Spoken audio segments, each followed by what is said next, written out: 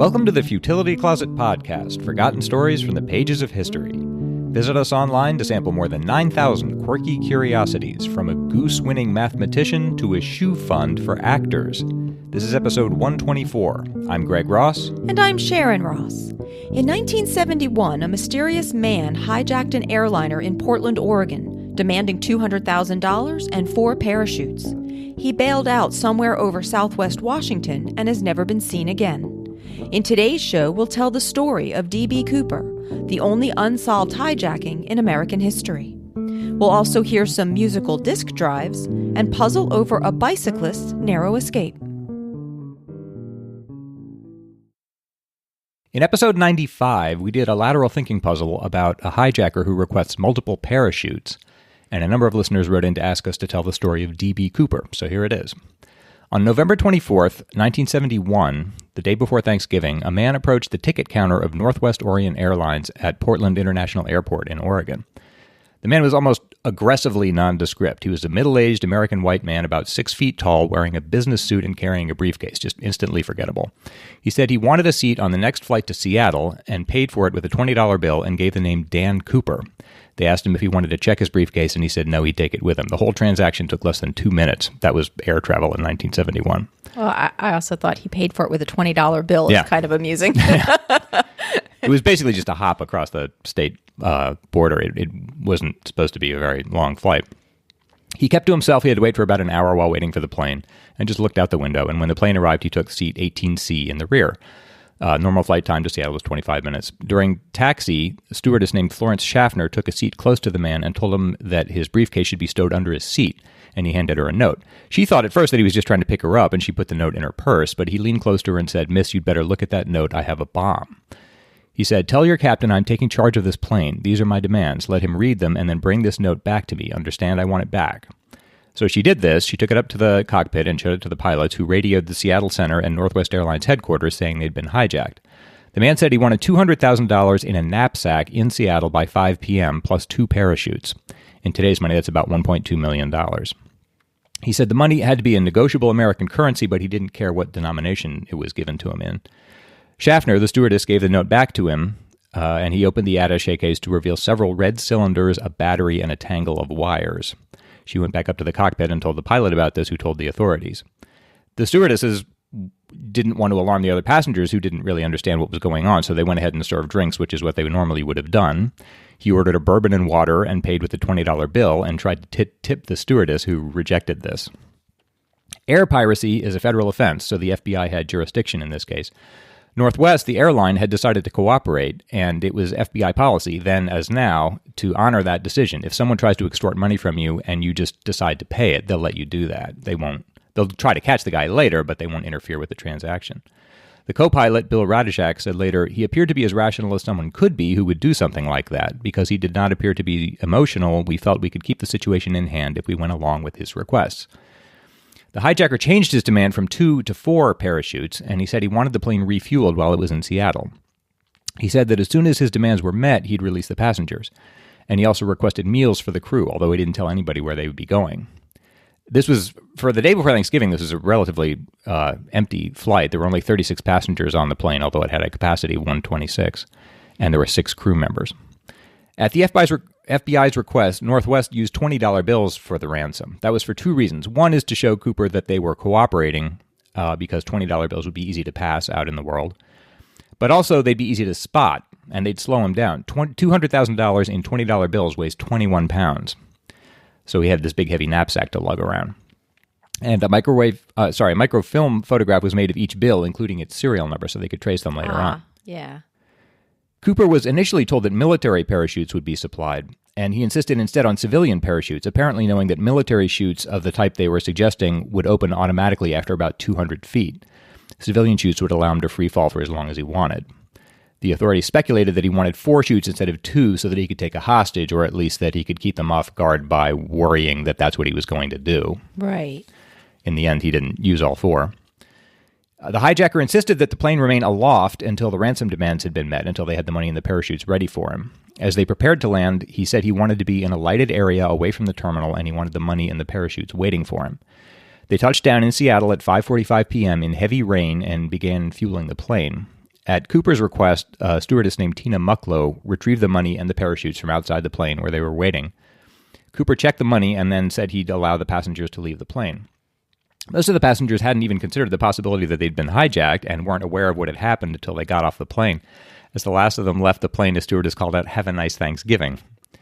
But as the passengers came off the plane, they checked them off the flight list and found that the only remaining person on the list when everyone had come off was Dan Cooper.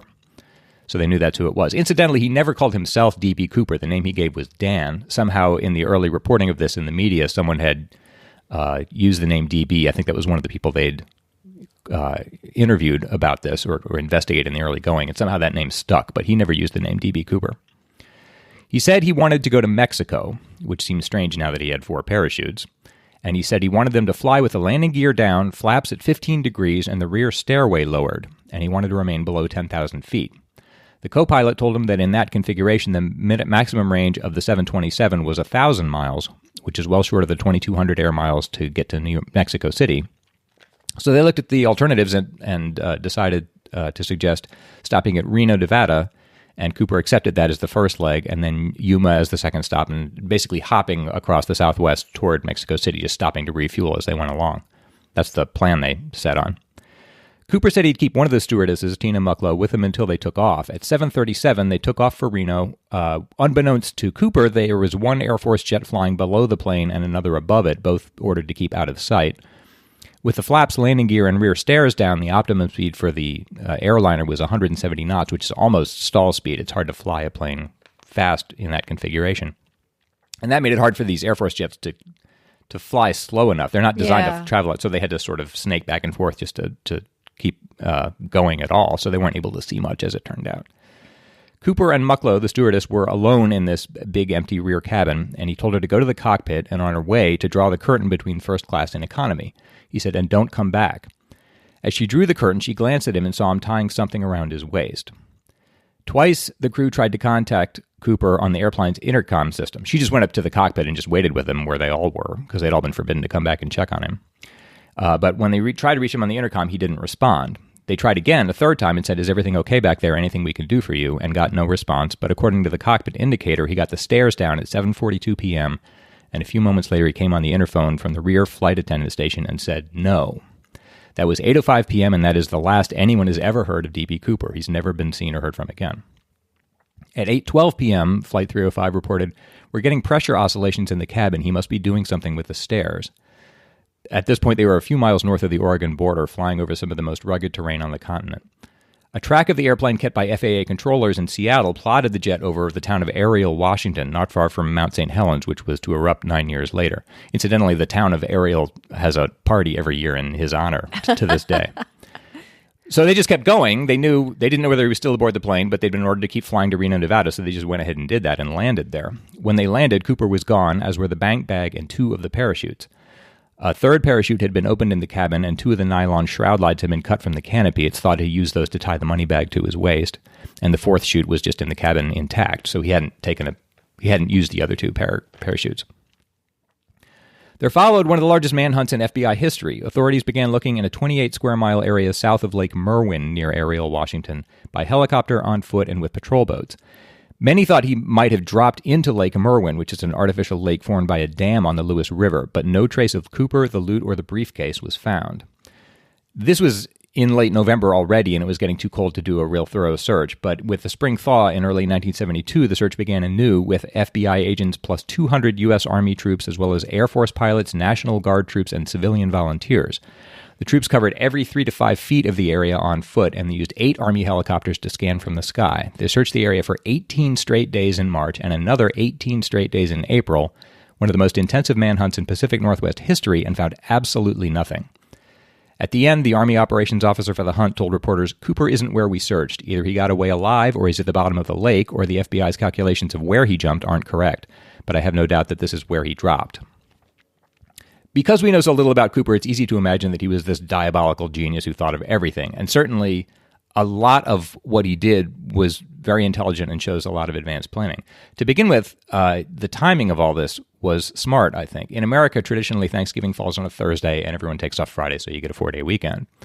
So this would give him, if he committed the crime on Wednesday evening, it'd give him 4 days to get back to his regular life, whatever that was, and just resume it without arousing suspicion.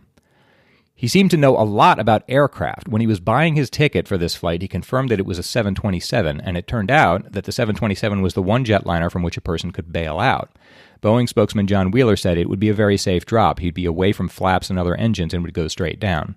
In other aircraft, you'd run the risk of running into exhaust from the engines or jumping into a wing or some other control surface. And here, you could just drop out, jump straight off the rear stairs and not encounter anything else. And this is the kind of thing that would be much harder to research in the 1970s without Google and the internet. Yeah, that seems significant. So where did he get this knowledge from? In fact, the rear stairs in particular seems important. Boeing hadn't even told its own flight crews that you could fly with the rear stairs down. The pilot of this very plane didn't know you could fly with the stairs down, and Cooper somehow did. Another, just while I'm dropping clues here, a couple things that just struck me while I was researching this as being important. As I said, he wanted the plane to just fly in circles until they had the money and the parachutes ready for him to come down and pick up. He wanted to spend as little time on the ground as possible. So they spent some time just circling over Puget Sound. At one point, he looked down from the window and remarked to the stewardess, he said, "Looks like Tacoma down there," which shows that he recognized the city from the air. Also, and I think even more significant, he remarked to her at one point that McChord Air Force Base was approximately 20 minutes driving time from the Seattle-Tacoma airport, which it was. That's something that most people wouldn't have known, not even Seattle residents, unless they were connected somehow to aviation in that area, which seems important, but no one's ever been able to make anything from it. And he knew the difference between military and civilian parachutes, yeah. Which I don't think most people would. He was estimated to be in his mid-40s when this happened in 1971, which would make him about the right age to have been a World War II veteran, so possibly he was a flyer or connected with aviation somehow. No one knows. So that's what he got significantly right, but he made some serious mistakes as well. For instance, to begin with, the whole plan really doesn't make sense. He had no way of knowing where he was. He was just jumping out of the back of an airliner in darkness, in overcast skies, in fact, during a rainstorm. And this is long before the advent of commercial GPS. So if he was trying to jump and land at a certain point or to meet, for instance, an accomplice that would help him make a getaway, he had no way of knowing where he was going. So like he could have landed in the lake, for all he was going to know what he was going to do. I think it's safe to say he couldn't have known where he was going to come down. Also, and even more worrisome, he didn't seem to know much about parachutes. They had given him 4, which is what he had requested, 2 primary chutes and 2 reserve chutes, but he wound up choosing the worst 2. Of the 2 primary chutes, he took the older of them, which wasn't steerable, and he cannibalized the good one, which was a highly maneuverable skydiver's model, and that just doesn't make any sense unless it just shows his inexperience. With the reserve chutes, he made an even worse choice. He had 2 reserve chutes to choose from. One of them was perfectly good and left that one behind. The one he took was actually inoperable. In their haste to get parachutes for him, the authorities had grabbed a training chute with a ripcord that didn't work. And that's the one he took. It was marked clearly as such, and an experienced skydiver would have recognized that and left it alone, but he took it, which shows that he couldn't have had much experience with jumping. Also, he jumped in a suit and wearing loafers. The plane was flying at 10,000 feet that night, and the temperature outside the plane was -7 Celsius. He jumped in a 200-mile-per-hour wind, which would have blown his shoes off and dropped the wind chill to -57. Wow. A local parachutist said, "There's not enough money in the world to get me to duplicate that jump. The winds, the rain, darkness, plus not knowing where he was, it's inconceivable that the skyjacker could land uninjured." Even if he did manage to land safely, he'd be at a random point in the wooded mountains of southwestern Washington in a rainstorm at night in late November, barefoot and wearing a suit and carrying 21 pounds of money. And that's the best case. That's if he doesn't land in a river or break his legs. Right, because they didn't see that he had, like, supplies with him, like survival supplies. He may have had, I guess, instruments or something in his pockets, but this is 1971. He can't have had Not much. like a whole backpack full of stuff. The FBI fielded hundreds of calls about this, but the FBI chief investigator, Ralph Himmelsbach, says that for every concerned citizen who tried to help, there may have been tens or even hundreds who cheered Cooper for beating the system. Aw. One Woodland, Washington resident was quoted as saying, "Most people here have a Robin Hood attitude. He didn't hurt anybody, and if he took the trouble to plan this thing out so thoroughly, well, good luck to him. Most of the people around here kind of hope he makes it." Which Himmelsbach says doesn't make any sense. He wasn't stealing from the rich. He was stealing from an airline, and he wasn't giving to anybody. He either needed the money or just wanted it. Yeah. But he's not anyone's hero. He's not being charitable, Himmelsbach himself called Cooper a rotten, sleazy crook. He was just basically a thief, is what Himmelsbach thinks. He just stole in a very spectacular way. In air searches, the hopes originally hinged on spotting a parachute, but one officer pointed out he thought of everything else. He sure wouldn't overlook hiding those chutes. And in fact, World War II flyers were taught to bury their parachutes if they bailed out over enemy territory, and the parachute was never found. Make of that what you will. Eventually, they started focusing in Lake Merwin for the searches, but eventually they flew the entire route covered by the airliner. They distributed the serial numbers to the banks and other places where he might try to pass the bills that they'd given him. And in fact, in 1973, they just made the whole list of serial numbers public. Northwest Airlines even offered a bounty to anyone who could turn in one of the bills, and no one ever did. And they looked for people who went missing in November 1971, as he would have if he died in the fall. Right. None of that turned up anything. In fact, in the 45 years since all this happened, only 2 significant clues have ever come to light. In 1978, an elk hunter found an interior emergency sign on the flight path of the plane. It's an emergency warning normally posted near the rear exit. It's thought that either Cooper was leaning on that as he jumped, or it just blew off in the wind. Authorities at the time called that the first probable tangible piece of evidence that had surfaced in the case. An FBI spokesman said the area where it was found had been searched by agents twice in the past, and they'd missed it. More significant than that, in 1980, 8-year-old Brian Ingram found 3 bundles of weathered $20 bills under a layer of sand as his family picnicked along the Columbia River 5 miles northwest of Vancouver, Washington. This was a gigantic piece of luck and really a fluke. He was digging a fire pit and got down about 6 inches and just found these $20 bills, where it wasn't even close to where they had been looking for Cooper. They apparently had just washed down the river, and he happened to dig in exactly the right place. The FBI identified the cache through the serial numbers. In fact, it didn't go anywhere, and in fact, in a way, it's bad news because it showed them that all their earlier searches may have been in the wrong place. As I said, one theory was that Cooper had fallen into Lake Merwin on the Lewis River near Ariel, but the Lewis enters the Columbia downstream from where the money was found, so they had been searching further south, and apparently Cooper may have wound up. That's a bit speculative. It's hard to know what actually happened. The FBI maintained an active investigation into this case for 45 years, during which time the case file grew to more than 40 feet long. And just 2 months ago, in July 2016, it said that it's no longer pursuing leads in what it called one of the longest and most exhaustive investigations in its history. This is reasonable. Conscientiously, they have to follow every tip that's given, but most of the tips are just someone who had an idea or some speculation about what might have happened, as opposed to having actual physical evidence. In order to solve the case, the FBI needs to prove culpability beyond a reasonable doubt. And at this point, that means actually having physical evidence of either the parachutes or the money, or a body, I suppose. Cooper appeared to be in his mid-40s in 1971, which would make him about 90 years old now, even if he had lived. So there's just diminishing returns in trying to pursue the case. Many investigators believe he never survived his fall to Earth at all. It's important to say, though, that the case is still open. If someone does find some physical evidence, they definitely do want to hear from you. So apart from the few $20 bills that 8-year-old Brian Ingram found in 1980, none of the rest of the money has ever been found or spent. 9,706 $20 bills are still out there somewhere. The FBI chief investigator Ralph Himmelsbach, who spent decades on this and is now retired, said that he regretted not catching Cooper, but he said, "I take great satisfaction from being 99% certain that Cooper never got a chance to spend a dime of that money." Special Agent in Charge Frank Montoya Jr. told CNN, "We would love to have solved this, there's no question about it, to see justice served, and it doesn't feel good to acknowledge that this is the only unsolved skyjacking in American history. But that happens sometimes. Either we're not able to solve it or too much time passes before it can be resolved. There are a lot of mysteries out there, and this is going to be one of those."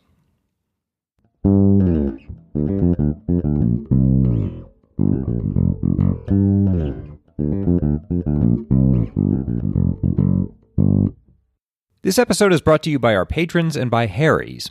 I've mentioned Harry's before. For years, I used an electric shaver until Harry's had me try their blades, and I'd forgotten how close a shave you can get with a good blade.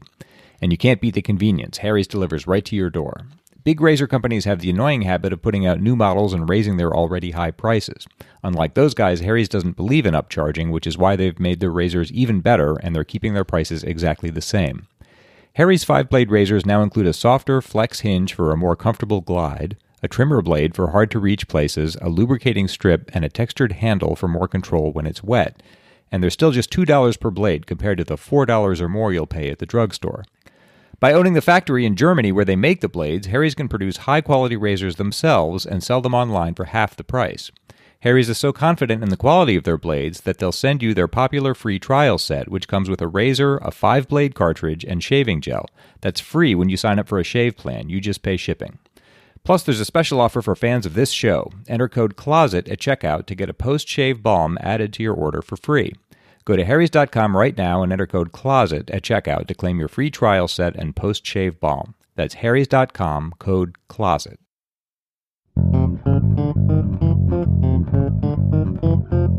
It turns out that there is a place where you can go and see some of the creative World War II escape aids and espionage devices that we've discussed in some different episodes, like our feature in episode 76 on how the British Secret Service would hide escape tools in board games that the Red Cross would deliver to prisoners in Nazi prison camps.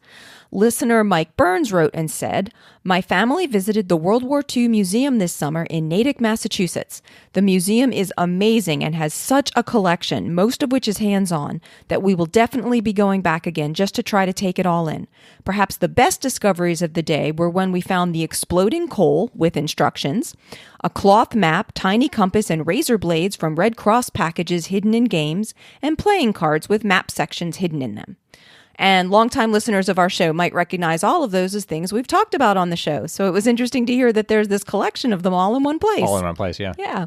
Mike sent a link to the website of the Museum of World War II, which claims to have the most comprehensive collection of documents and artifacts on display anywhere in the world. They say that they have over 7,000 World War II artifacts on display and more than 500,000 documents and photographs in their research archives. And for those who don't think they'll be getting to Massachusetts in the near future, the museum has photos and descriptions of some of their displays on their website. So we'll have that link in the show notes, as well as some of the photos that Mike took and sent in for us to share. We also have a couple of odd musical updates to report. James Allensbach wrote and said, "In episode 118, you gave a detailed history about the late Elmer McCurdy, whose body was eventually discovered in a California funhouse. A slightly altered version of the story was made into a song by musician Brian Dewan called The Cowboy Outlaw." And James sent a link to a YouTube video of the song, which contains lyrics such as, "They thought they bought a dummy, but they really bought a man. He was sprayed a special color to help him look a fright, and they hung him from a gallows neath an ultraviolet light." That is a perfect song, a perfect subject for that kind of song. Well, it seems kind of obscure to write a song about, because if you don't actually know the story, Yeah, it it's sounds crazy. not going That's to make right. a lot of sense. And I guess it never would have occurred to me that somebody would have written a song about it, but it reminded me a bit about that we found out that there was a song that had been written about the 3 Swedish men who attempted to balloon over the North Pole in 1897. We were kind of surprised to find out that that was in a song too. I guess there's a song about everything. Yeah, I mean, I guess if you're a songwriter, you need something to write about if you don't want to write the 1,000th song about love and heartbreak, right? You have to find another topic. And so it also turns out that not only do people write songs about rather odd topics, but apparently people play songs using rather odd things for instruments. After listening to episode 120, Chris Lear sent us an email with a subject line of bizarre things to do with computer hardware, which certainly got our attention. Chris said, "I just listened to your latest podcast, and the part about turning CPUs into transmitters reminded me of a project I was impressed by years ago, which turns out to be still going. The concept is making music using floppy disk drives. The drives themselves are now more or less museum pieces like cassette and VCR tapes, but my generation remembers them well. What we never did was try to turn them into musical instruments, but this guy has done just that." And Chris sent a link to a Facebook page for a Mr. Solid Snake 745, whose description reads, "I make my floppy drives play music for you." We'll play a bit of what Chris says is Mr. Solid Snake's signature tune, played entirely by a group of floppy disk drives.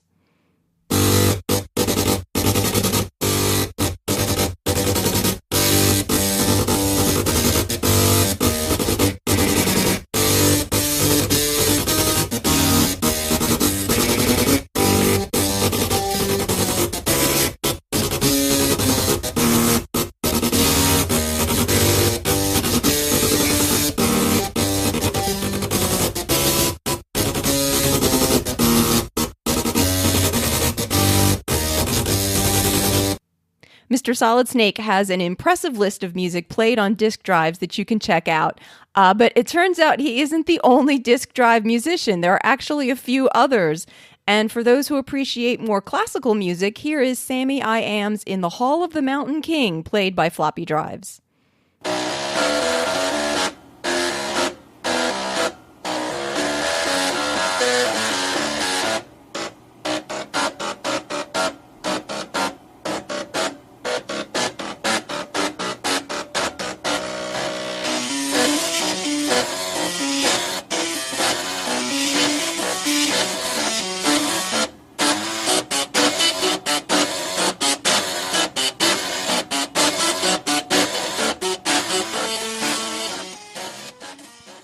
Chris said, I love this sort of thing, but I've been messing with computers since the days of the ZX Spectrum, which was huge in the UK in the 1980s.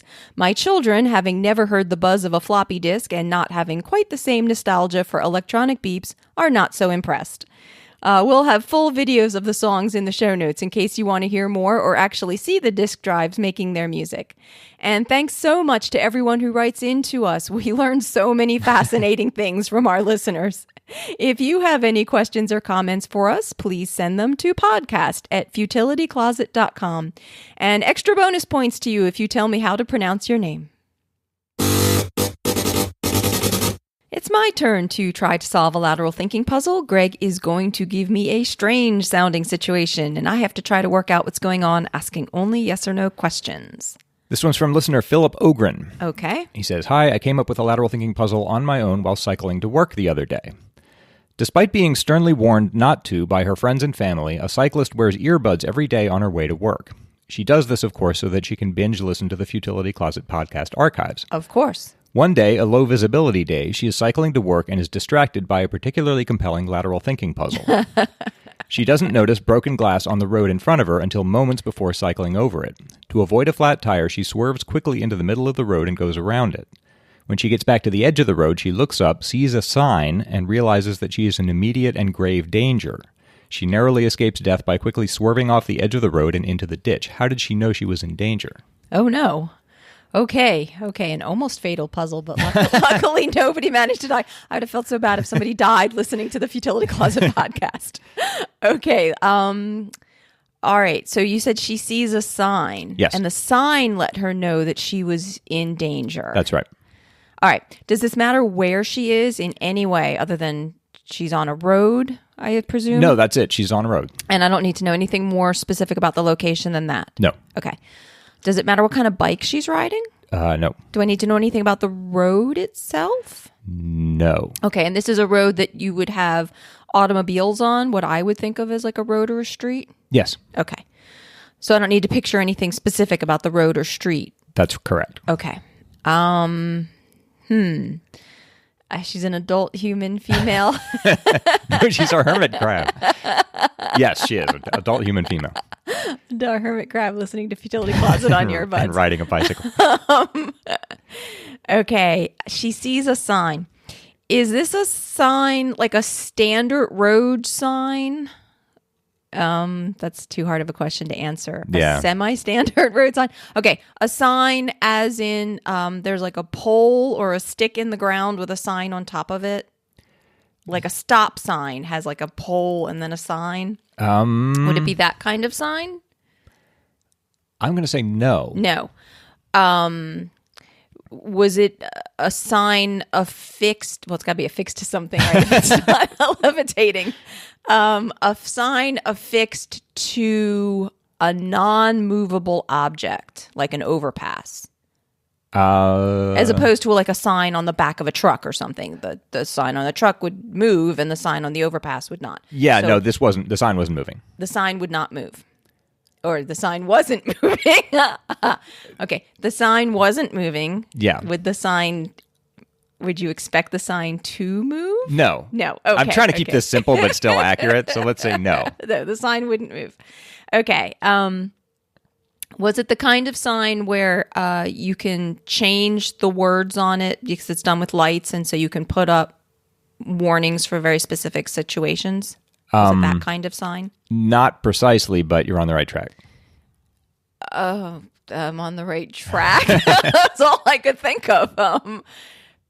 So presumably, what's written on the sign could change. Yes.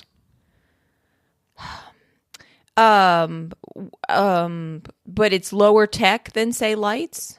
No. No. Okay. Does it have lights on it? Yes. Is it a stoplight? No. No. Like a crosswalk kind of light? No. So it's a sign that has lights on it. Okay.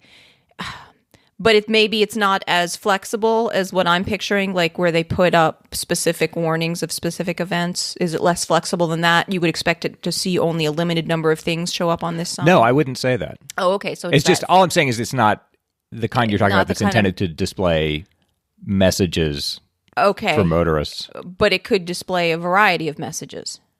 Yes. Yes, it could. Is it done, and it's done in lights? The messages would show up in lights? Yes. I'm getting really hung up on this sign. Should I move off onto something No. different? The sign is what you need. The sign is what I need. So there's a message on the sign in lights. Okay. Is the sign in some specific location that I need to know about? Like it's at a ballpark or... No. It's at an exit or... No. It's just by the side of the road. You've seen one of these. I've seen one of these. Does it have anything to do with construction or work that's going on? No. No. Would I expect it to have numbers on it? Yes. Numbers and letters? Yes. I would expect to see both on this sign. Yes. You're saying so very, very well, carefully. I don't want to mislead you. Not all of the text is variable. Put it that way. Okay. Oh. Was it one of those that tells you how fast your speed is? Yes. Okay, so she saw a very high number and knew that something was going very fast behind her? Yes, that's it. Oh, wow. Philip writes, the sign she saw was a speed limit sign that also displays your speed by radar. Instead of displaying 16 miles per hour, the speed she was going, the sign read 70 miles per hour, the speed of the car behind her. Wow. Philip writes, this is not a true story. I thought of this puzzle while going about 21 miles per hour and seeing such a sign, and it read 25 miles per hour, which made me think, hey, there must be a car behind me. That's a really good puzzle. All the more so because the person was listening to Futility Closet. That's our first Futility Closet-based lateral thinking puzzle. So thanks, Philip, for sending that in. Yes, thank you. And if anybody else has a puzzle they'd like to send in for us to use, you can send it to us at podcast@futilitycloset.com. That's our show for today. Futility Closet is supported primarily by our wonderful fans. While we do have some advertising on the show, it doesn't cover the big commitment of time that it takes to make the podcast each week. If you would like to help support the show, please see the Support Us section of the website, where you can make a one-time donation or learn more about becoming a patron of the show to pledge some ongoing support and get access to bonus materials. You can also check out our Patreon campaign directly at patreon.com/futilitycloset. If you're looking for more quirky curiosities, check out the Futility Closet books on Amazon or visit the website at futilitycloset.com, where you can sample more than 9,000 discipient bitlocks. At the website, you can see the show notes for the podcast and listen to previous episodes. If you have any questions or comments about the show, you can reach us by email at podcast@futilitycloset.com. Our music was written and performed by Doug Ross. Thanks for listening, and we'll talk to you next week.